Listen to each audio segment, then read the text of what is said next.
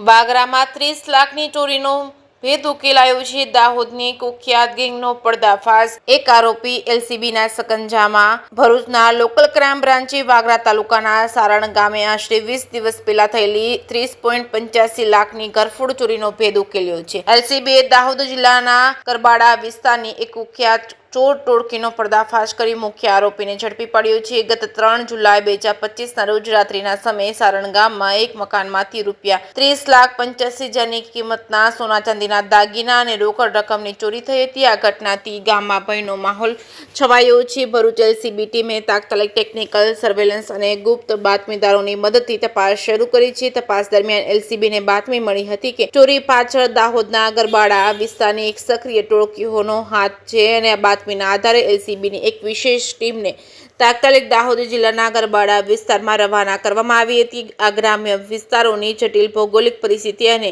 સ્થાનિક બાતમીદારો પાસેથી મળેલી માહિતીના આધારે ઝીણવટભરી તપાસ હાથ ધરવામાં આવી છે। સઘન તપાસના અંતે એલસીબીએ મુખ્ય આરોપી વિજય દીપાનાનિયા પલાસને ઝડપી પાડ્યો હતો। પ્રાથમિક પૂછપરછ દરમિયાન આરોપીએ સ્વીકાર્યું હતું કે તેમણે પોતાના અન્ય સાગરિકો સાથે મળીને 2 જુલાઈ 2025ના રોજ ગુનો આચર્યો હતો। ઝડપાયેલા આરોપી વિરુદ્ધ ભારતીય નાગરિક સુરક્ષા સંહિતા મુજબ કાયદેસરની કાર્યવાહી કરી વાગરા પોલીસ સ્ટેશનને સોંપવામાં આવ્યો છે।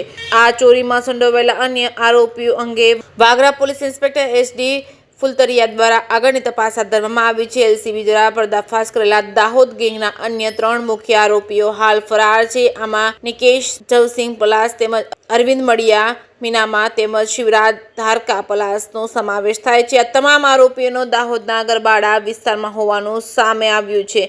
હવે વાગરા પોલીસ બાકીના આરોપીઓને ઝડપી પાડી ચોરીનો મુદ્દામાલ રિકવર કરે તેવી રાહ જોવાઈ રહી છે। જે કે સિંહ ગુજરાતી સાથે કેતન મહેતા, ભરૂચ।